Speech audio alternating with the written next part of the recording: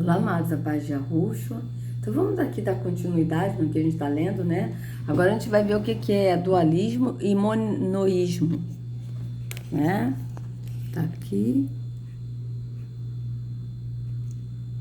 Depois a gente vai para a escritura. Então vamos lá. Dualismo e monoísmo. Normalmente, os sistemas gnósticos são vagamente descritos como sendo de natureza dualista. O que significa que eles têm a visão de que o mundo é composto ou explicável através de duas entidades fundamentais. Hans Jonas escreve, abre aspas, a característica fundamental do pensamento gnóstico é o dualismo radical que rege a relação de Deus e do mundo e correspondente ao homem do mundo, fecha aspas, a do homem do mundo, né? Então aqui, dualismo. Tá. Dualismo é uma concepção filosófica, então deixa eu botar aqui para a gente entender direitinho sobre isso. Dualismo é uma concepção filosófica ou teológica do mundo, baseada na presença de dois princípios ou duas substâncias ou duas realidades opostas, irredutíveis entre si e incapazes de uma síntese final ou de recíproca subordinação. É dualista por excelência qualquer explicação metafísica do universo que suponha a existência de dois princípios ou realidades não subordináveis e irredutíveis entre si. Em filosofia, o dualismo opõe-se a várias formas de monismo. Monismo é aquilo que atribui unidade ou singularidade a um conceito, por exemplo, a existência. Em geral, é o nome dado às teorias filosóficas que defendem a unidade da realidade como um todo ou a existência de um único tipo de substância ontológica, como a identidade entre mente e corpo, tá? Vou deixar aqui, já deu para entender um pouco, né, amados? Já deu para entender um pouco. Dentre as quais o fisicalismo e o fenomenismo refere-se à relação matéria-espírito, fundada sobre a afirmação de que os fenômenos mentais são exteriores ao mundo físico. Então vocês vejam bem, matéria-espírito, coisa de espiritismo, A palavra espírito apresenta diversos significados e conotações, diferentes. A maioria deles relativa à energia vital que se manifesta no corpo físico. A palavra espírito é de muitas vezes usada metafisicamente para se referir à consciência e à personalidade. Então vocês vejam, matéria é tudo que ocupa espaço e possui massa de repouso. É um termo geral para a substância na qual todos os objetos físicos consistem. Então vocês vejam, aí vão lendo, tá? Se vocês acharem por bem de ler para entender melhor, né?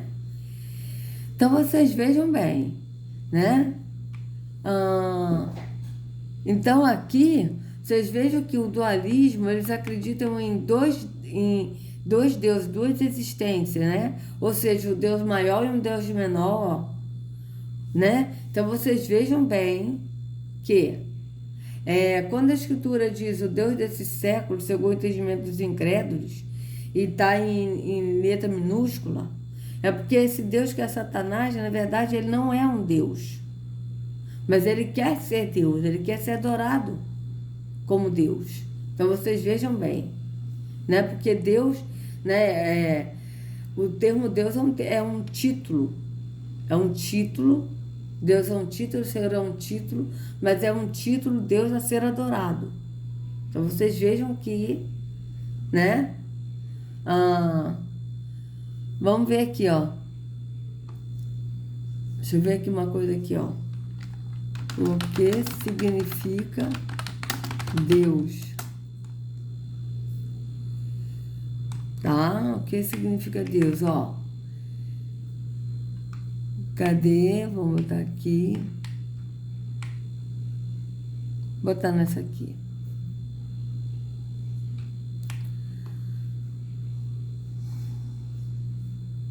Aí fica difícil.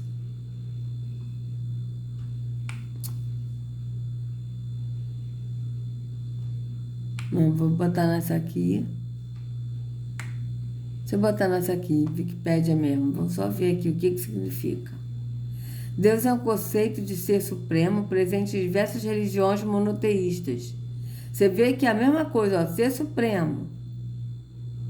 Ó, a mesma coisa. Então, sinceramente, não é por isso que eu não tenho mais chamado o Yahweh de Deus, tá? Porque essa palavra também é realmente estranha, né? Muito estranha, tá? Então, aqui eu apresento diversas religiões monoteístas, enoteístas e ou politeístas. Enoteísta, o que é isso? É o culto de um único Deus sem se negar a existência de outras divindades. Vocês vejam bem, tá? Então, aqui, ó. Sendo geralmente definido como o Espírito infinito e eterno, Criador e preservador do universo.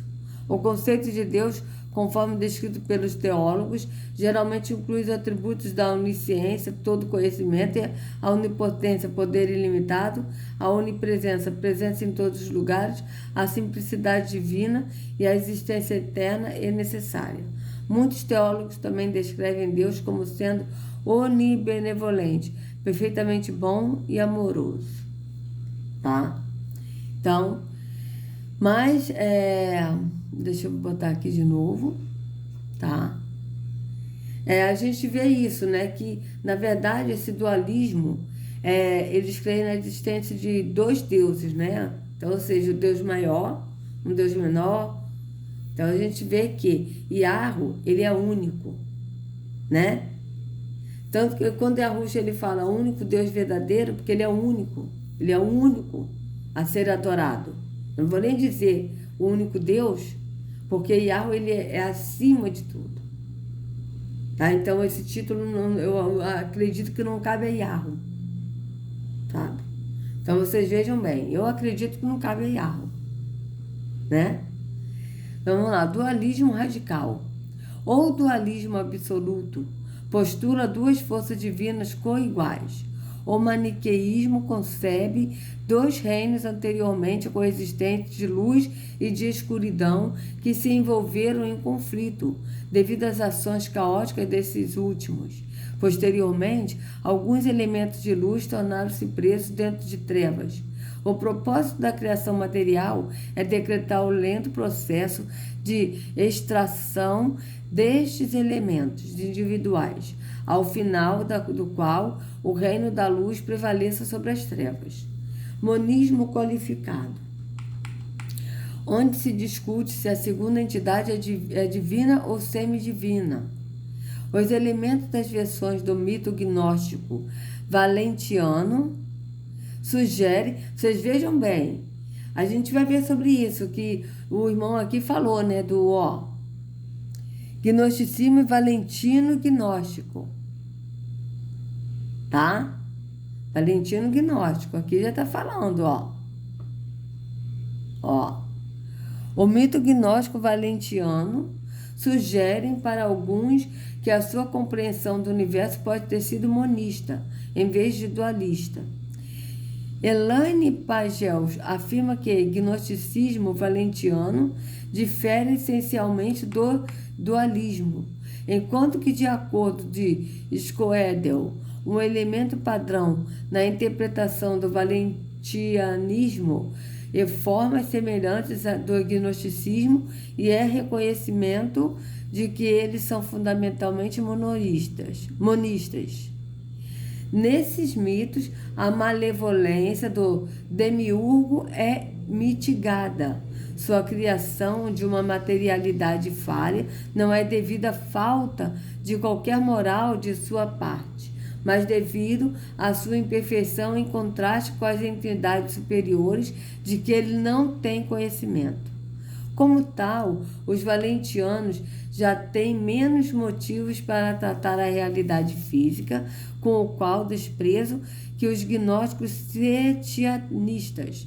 A tradição valentiana concebe materialidade não como sendo uma substância separada do divino, mas atribuída a um erro de percepção que foi simbolizado mítica e poeticamente como o ato da criação material. Conceitos e termos. Note que o texto a seguir é formado por resumo de várias interpretações gnósticas reunidas, os papéis de alguns seres mais familiares, como Jesus, Sofia e o demiurgo. Vocês vejam bem, demiurgo, Sofia. Sofia é um conceito presente na religião e filosofia helenística, platonismo, gnosticismo, cristianismo ortodoxo, cristianismo esotérico e no cristianismo místico. Significa literalmente a que detém a sabedoria. Não é isso que a gente tem aprendido? Vocês vejam onde vem isso, amados. Vocês vejam bem. Que detém a sabedoria. Em grego, Sófos, na tradição gnóstica. Sofia é uma figura feminina, análoga à alma humana e simultaneamente um dos aspectos femininos de Deus. Tem isso? A deusa Terron, lado feminino, lado masculino, andrógeno. Vocês vejam bem, tá? Os gnósticos afirmam que ela é a Cecília de Jesus. Veja, a noiva de Cristo, ó. Cecília é um termo do gnosticismo, especialmente no valentianismo, que denota um parativo passivo de éons. Você veja que até esse aqui, ó, éons é um ser gnóstico também, né? Éons, peroma, essas coisas assim. Éons complementares. Em sua totalidade, eles configuram o domínio divino da pleroma e caracterizam em si os diversos aspectos do Deus gnóstico. Vocês vejam bem. Aqui a gente já está entrando nesse gnóstico de Valentim. Tá? Então, aqui, ó. Então, Cecília de Jesus, veja, a noiva de Cristo e o Espírito Santo da Trindade. Ó, o Espírito Santo da Trindade é a Sofia? No catolicismo, o Espírito Santo é a terceira prosopon da Santíssima Trindade. Vocês vejam bem, no catolicismo, tá? Porque na Escritura não existe terceira Trindade. A Escritura diz que o Espírito é o Pai é Espírito. Então a Escritura fala do Pai e do Filho. O Pai é Espírito, importa que eu adore Espírito em verdade. E é esse Espírito Pai que habita em nós. Vocês vejam bem. Ó, no catolicismo, o Espírito Santo é a terceira prosopon da Santíssima Trindade, juntamente com Deus Pai e Deus Filho, e é o Deus onipotente. Ele é visto como sendo uma das pessoas do Deus triuno. Veja, Deus triuno. Vocês vejam bem, tá? A doutrina cristã da Trindade define Deus como três pessoas substanciais, expressões ou hipóstases, o Pai, o Filho e o Espírito Santo. Um Deus em três pessoas. As três pessoas são distintas, mas são uma substância, essência ou natureza. Isso veio do catolicismo, amados. Isso é uma doutrina católica, que não tem nada a ver com a Escritura. Tá? Ó. As três pessoas são distintas, mas são uma substância, essência ou natureza. Nesse contexto, a natureza é o que se enquadra a pessoa, é quem se é. Então, aqui, ó, de acordo com este mistério, ó, mistério, tá? Central da maioria das religiões cristãs. Eu vou deixar aqui, ó. Aqui, ó, que vai dizer aqui, ó. Quarto Concílio de Latão foi convocado pelo Papa III. Então, vocês vejam que aqui ele vai falar aqui, com certeza, sobre essa doutrina. Tá? Ó. Tem muita coisa aqui para ler, amados. Muita coisa. Tá? Mas se veio da Igreja Católica. Não veio da Escritura. Então vamos lá. O Deus triuno, né, que revelou o seu santo nome, tá? Então vamos lá. Seu santo nome Yahweh é o tetragrama usado primeiramente para representar o nome sagrado de Yahweh, conforme a escrita hebraica original com 4 letras consoantes. Então vocês vejam bem. Ao seu povo em Israel enviou seu filho, eternamente gerado, tá? Cadê? Jesus, para salvá-lo do pecado e da morte, enviou o Espírito Santo para santificar e dar a vida à sua igreja. O Deus triuno se manifesta como 3 pessoas, grego koine, de uma única substância divina, grego antigo ousia, chamada Deus, tá? Então, vou deixar aqui para vocês continuarem a leitura. Então, vamos aqui, né? Então, a gente vê aqui, ó, os gnósticos afirmam que ela sigia de Jesus, veja a noiva de Cristo, o Espírito Santo da Trindade. Ocasionalmente é referenciada pelo equivalente hebreu, Ashmon, em grego. Aí eu não vou ler porque eu não sei, né? E como Prounekos, em grego, e a libidinosa. É considerada ainda como a responsável pela criação do mundo material ou uma das responsáveis, dependendo da tradição gnóstica. Então, vocês vejam bem, vou deixar aqui para ler depois. Vocês vejam o que é a Sofia, tá? E a gente aprendeu sobre isso, né?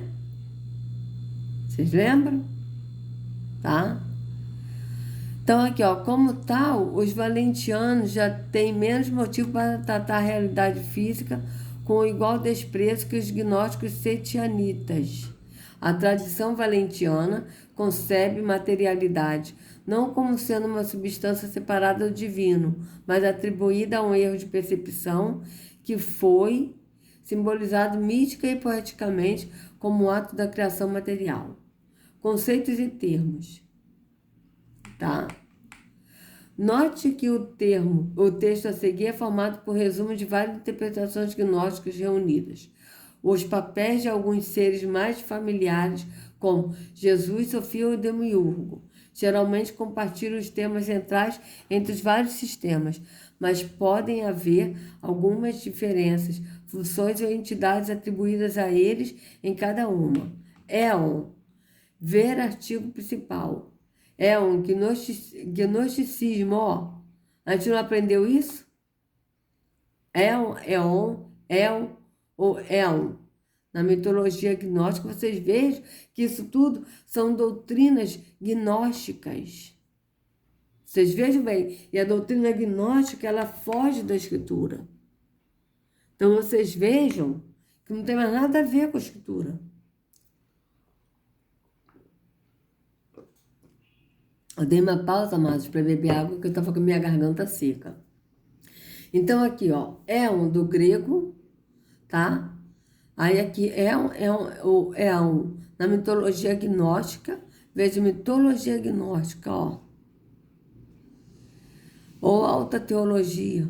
É um conjunto de correntes filosófico-religiosas sincréticas oriundas da região do Mediterrâneo durante os séculos 1 e 2 depois de Cristo, alicerçado em interpretações de relatos bíblicos e apócrifos pelos viés filosófico, médio, platônico e de cultos de mistérios greco. Aí, tá? É cada uma das entidades emanadas de Deus. Veja bem. Geralmente em pares ou sigícias e que existe no pleroma. Vocês vejam bem. Ó. Pleroma geralmente se refere à totalidade dos poderes divinos. A palavra significa plenitude, comparável a, que significa cheio e é usada em contextos teológicos cristãos, tanto gnósticos quanto por Paulo de Tarso em Colossenses 2,9. Então, é porque ele falou divindade, né? Divino, tá? Aí eles botam isso como que Paulo usou isso porque ele era gnóstico, mas Paulo nunca foi gnóstico. Depois que ele foi para Yahushua, ele seguiu Yahushua, ele não seguia nenhuma religião, né? Seus nomes frequentemente denotam atributos mentais e espirituais como Pit, fé, veja bem, Pit, fé, Sofia ou Protenóia, previsão, ou ainda conceitos importantes do gnosticismo como antropos, homem, ou pneuma, o espírito. O éon, mais comum na mitologia gnóstica, é Sofia. Frequentemente, um éon está envolvido na criação da humanidade, conferindo espírito aos seres humanos contra o desejo do demiurgo e seus arcontes, tá? Que tipicamente criam a alma e o corpo, tá? Então, aqui a gente viu aqui, demiurgo significa o que trabalha para o público, né? A gente já viu, artifício operário manual. Demi significa do povo, ou órgão trabalhador, e arconte. No singular, seria qualquer um dos seres que foram criados juntamente com o mundo material por uma divindade subordinada chamada demiurgo, criador. Os gnósticos eram dualistas religiosos que consideravam que a matéria é má e o espírito bom e que a salvação é alcançada através...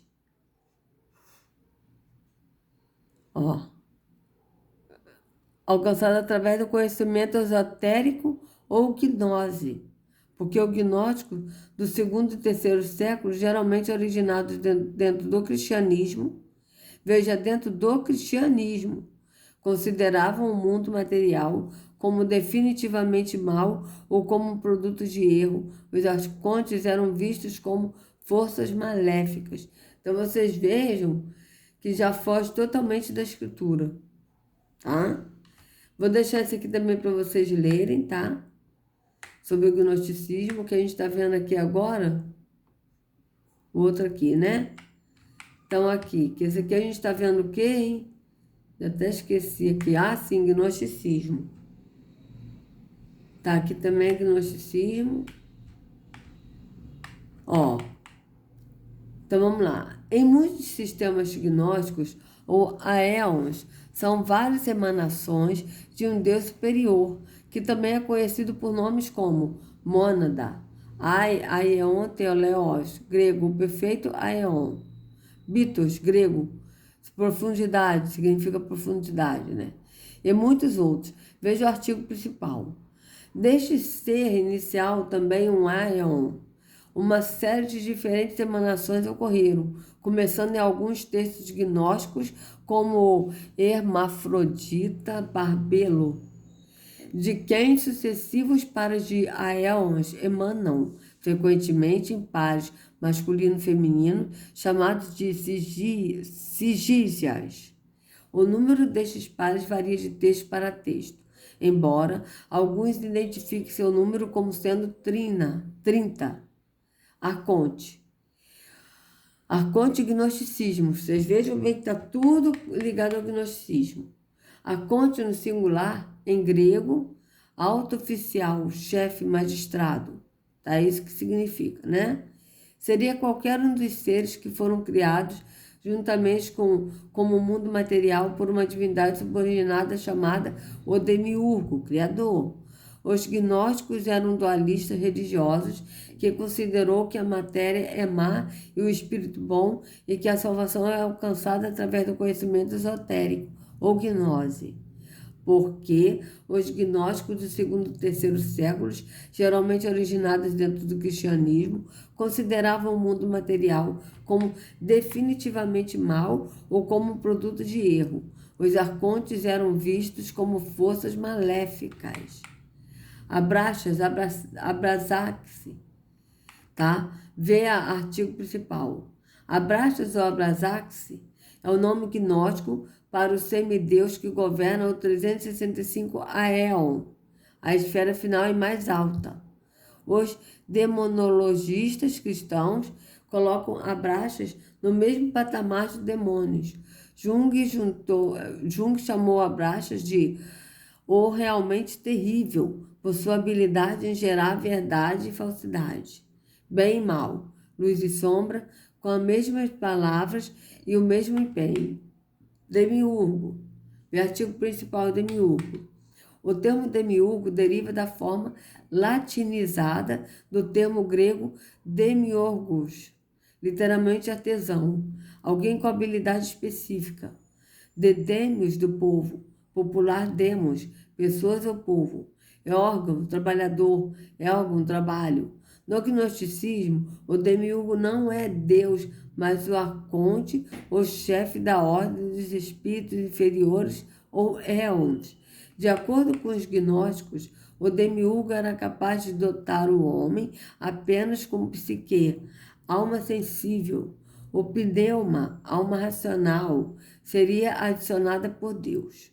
Os gnósticos identificaram o demiurgo com Jeová dos Hebreus, gnose. Gnose vem da palavra grega gnosis, conhecimento, tá? Significando conhecimento direto sobre o divino que por si só provê a salvação, assim conquistando o codinome de alta teologia. Um nome de código ou codinome é uma designação que se dá a produtos ou pessoas quando estes não dispõem de um nome que os associe ao meio onde operam, ou que ainda não foram tecnicamente batizados, ou quando não se pretende revelar a verdadeira identidade. De alta teologia.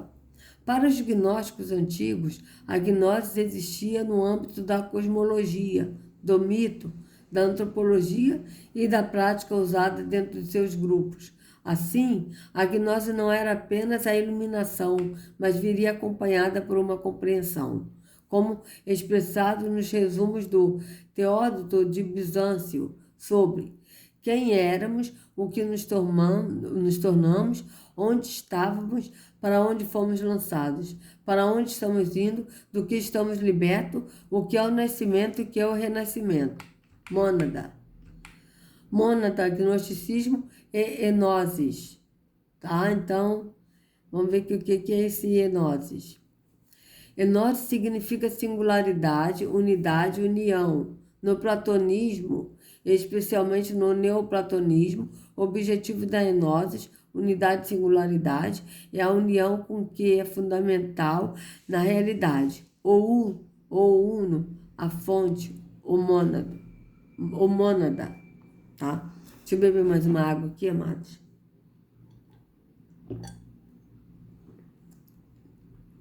Do latim monade, do grego monos, no sentido de unidade última e indivisível, aparece bem cedo na história da filosofia grega. Nos relatos antigos das doutrinas de Pitágoras, ocorre como o nome da unidade a partir do qual, como do princípio do arquétipo, todos os números e multiplicidades são derivados. Pleroma geralmente se refere à totalidade dos poderes de Deus. O termo significa plenitude e é usado em vários contextos teológicos cristãos, tanto gnósticos em geral, como também no cristianismo, como em pois nele habita corporalmente toda a plenitude da divindade. Colossenses 2:9. Vocês vejam que eles estão botando isso como que Paulo fosse gnóstico. Ele nunca foi, ele não é gnóstico, né? Veja bem. Sofia, gnosticismo. Sofia ou Sofia em grego é aquilo que detém o sábio, Sófos. Na tradição gnóstica, Sofia é uma figura feminina, análoga à alma humana e simultaneamente um dos aspectos femininos de Deus. Os gnósticos afirmam que ela é a sigila de Jesus, veja a noiva de Cristo, e o Espírito Santo da Trindade. Ocasionalmente é referenciada pelo equivalente hebreu Ashamot, e como proneicos, a libidinosa nos textos da Biblioteca de Nag Hammadi. Sofia o mais baixo dos aéons, ou a expressão antrópica da emanação da luz de Deus, tá? Então aqui, as escolas gnósticas podem ser definidas como sendo membros de duas vertentes, a escola persa, ou do leste, e da escola sírio-egípcia, o gnosticismo persa gnosticismo egípcio, seitas, ó. Tá? Então, vocês vejam bem, isso vai longe, tá? Isso vai longe, longe. Eu vou parar por aqui, tá? Eu vou fazer o seguinte, eu acho que já deu para a gente entender bastante sobre isso, né?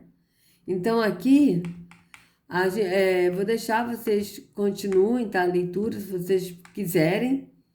Mas eu acho que o que a gente entendeu, o que a gente viu, já é o suficiente para a gente entender o que é a gnose, né? O gnosticismo, tá? Eu acho que já deu bem para a gente entender. E vou deixar esses links tudo na descrição, tá? Agora aqui, ó. Valentino Gnóstico. Então, vamos ver aqui. Peraí, deixa eu tirar isso aqui. Não, esse aqui eu vou deixar também para vocês, tá? Vou deixar. Vamos ver aqui, ó. O que é, Valentino Gnóstico. Gnóstico. Ó. Valentino Gnóstico. Tá? Então, a gente vai ler no próximo bloco isso aqui, tá? Sobre o Valentino Gnóstico, que a gente tá vendo que tá tudo ligado, né? E é isso. Aí no próximo vídeo a gente vê isso, tá? E a gente acaba de ler o que o irmão postou e a gente lê a escritura pra gente ver que não tem nada, isso não tem nada a ver com a escritura. Então, amados, se vocês estão nisso, reflitam, é tempo de refletir, é tempo de se arrepender, é tempo de ir para a porta, que é Yahushua, enquanto essa porta está aberta. Porque vai chegar um tempo que essa porta vai se fechar. Quem entrou, entrou. Se a porta se fechar, não tem mais como entrar. Então, se arrependam e voltem enquanto há tempo. Tá? Sejam livres de todo engano das trevas, de todo hipnotismo, de todo gnosticismo, de toda seita satânica, de toda religiosidade, em nome de Yahushua. Não sigam a homens, sigam ao único pastor Yahushua. Até a próxima.